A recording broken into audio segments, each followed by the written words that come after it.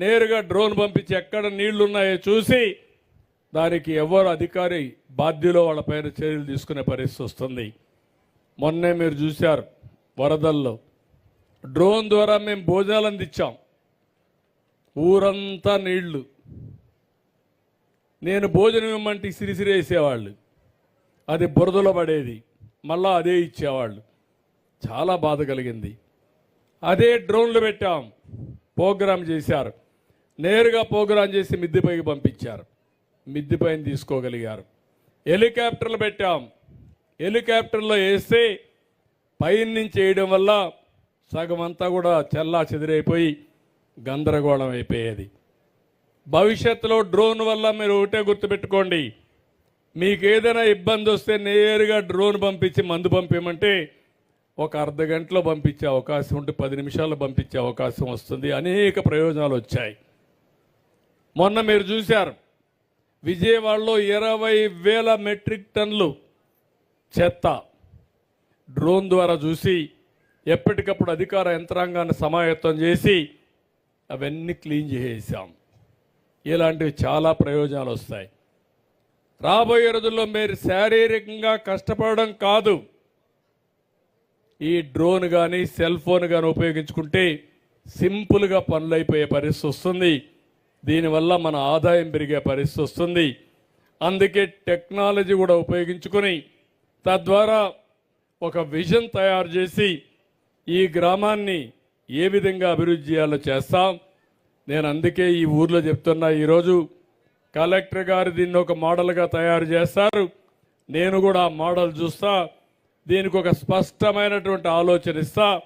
ఈ గ్రామాన్ని తప్పకుండా అభివృద్ధి చేసే బాధ్యత జిల్లా యంత్రాంగానికి అప్పచెప్తున్నాను. అదే మాదిరిగా దీపావళికంతా మా ఆడబిడ్డలకి ఉచితంగా గ్యాస్ ఇస్తా. నేనే వచ్చి మీ ఇంట్లో వంట చేస్తా. ఎందుకంటే ఒకప్పుడు చెప్పేవాడిని, నేను గ్యాస్ ఉంది, గ్యాస్ లేనప్పుడు చెప్పేవాడిని చెల్లెమ్మలో గ్యాస్ కొనిస్తానంటే కొంతమందికి అర్థమయ్యేది కాదు. ఆ గ్యాస్ వచ్చిన తర్వాత చెప్పేవాడిని, డాక్రా సంఘాలు మీరు బయట తిరగండి, ఇంట్లో గ్యాస్ ఉంది, కష్టం లేదు, మీరు వచ్చే లోపల మా మగవాళ్ళు వంట కావాలంటే చేసి పెడతారు, పెద్ద కష్టం ఉండేది కాదని చెప్పాను ఆ రోజుట్లో. కానీ యథార్థం ఇప్పుడు వంట చేయడం పెద్ద కష్టం కాదు, మగవాళ్ళు కూడా చేయొచ్చు, కాఫీ పెట్టుకోవచ్చు, అలవాటు అవుతుంది. గ్యాస్ ఇస్తున్నాం. 3 సిలిండర్లు తప్పకుండా దీపావళి నుంచి ప్రారంభించి మా ఆడబిడ్డలకి ఆ రోజు దీపం పెట్టా. ఈరోజు ఆ దీపాన్ని వెలిగించే బాధ్యత మేము తీసుకుంటామని చెప్పి కూడా నేను మీకు తెలియజేస్తున్నా. అదే మరిగా ఈరోజు మీరు చూస్తే సర్పంచుల్ని, గ్రామాలని బలోపేతం చేస్తున్నాం. 3 వ్యవస్థలు ఉన్నాయి ఇక్కడ, అవి కూడా ఆలోచిస్తున్నాం. సచివాలయాలు ఉన్నాయి, అదే మరిగా స్థానిక సంస్థలు ఉన్నాయి, పట్టణాల్లో మున్సిపాలిటీలు ఉన్నాయి, గ్రామీణ ప్రాంతాల్లో పంచాయతీలు ఉన్నాయి. ఇవన్నీ ఏం చేయాలని ఆలోచించి బలోపేతం చేయబోతున్నాం. ఇంకో పక్క వాలంటీర్లు పెట్టారు. ఆ వాలంటీర్లు లేకపోతే ఏమీ కాదని మాట్లాడేవాళ్ళు. ఇప్పుడు వాలంటీర్లు లేకపోతే పింఛనే ఇవ్వలేమని మేలో అయితే 32 మందిని ప్రభుత్వమే హత్య చేసే పరిస్థితికి వచ్చారు. నేనన్నా, నాకు అధికారం వస్తే వాలంటీర్లు లేకుండా పింఛన్లు ఎట్లా ఇస్తానో ఇచ్చి చూపిస్తానని ఆ రోజు చెప్పి ఇచ్చి చూపించాను. కానీ ఇప్పుడు వాళ్ళని కూడా ఏం చేయాలని ఆలోచిస్తున్నా, తీసుకుంటాం, ఏం చేయాలని ఆలోచిస్తున్నా. ఏదైనా ప్రతి ఒక్కరికి ఒక రోల్ క్లారిటీ ఇచ్చి మీ జీవితాల్లో వెలుగు తేవడానికి, మీకు అండగా ఉండడానికి ఏ విధంగా ఉండాలనో అది కూడా ఆలోచిస్తాం. మొన్నే మీరు ఒకసారి చూస్తే ఒకే రోజు 13,320 గ్రామాల్లో గ్రామ సభలు పెట్టిన ఏకైక రాష్ట్రం ఆంధ్రప్రదేశ్ రాష్ట్రం అని చెప్పి కూడా నేను మీకు తెలియజేస్తున్నా. పవన్ కళ్యాణ్ గారు ఒక ఐడియా ఇస్తే బాగుందని నేను కూడా ప్రోత్సహించి అందరం కలిసి ముందుకెళ్ళాం. ఒకే రోజు పెట్టాం. 4,500 కోట్ల రూపాయలకి పనులు శాంక్షన్ చేశాం.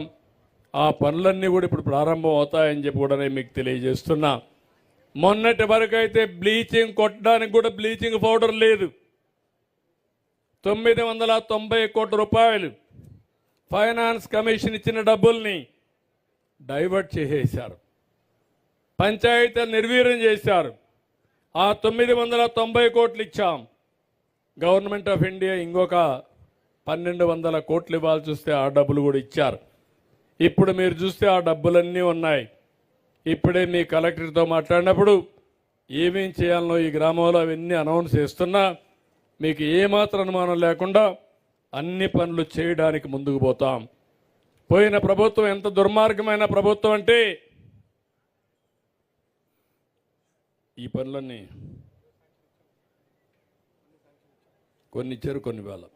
ఓకే, ఇప్పుడు మీరు చూస్తే జల్ జీవన్ మిషన్ ఒకటి పెట్టారు, 2019లో పెట్టారు. గవర్నమెంట్ ఆఫ్ ఇండియా ఉద్దేశం జల్ జీవన్ మిషన్ ద్వారా ప్రతి ఒక్క ఇంటికి కొళాయి ద్వారా నీళ్లు ఇవ్వాలని, ఆ నీళ్లు కూడా రిలయబుల్గా ఉండాలని. ఏదో బోర్లో నుంచి నీళ్లు ఇవ్వడం కాదు, ఎక్కడైనా మంచి రిజర్వాయర్ ఉంటే అక్కడి నుంచి పైపులు తీసుకొచ్చి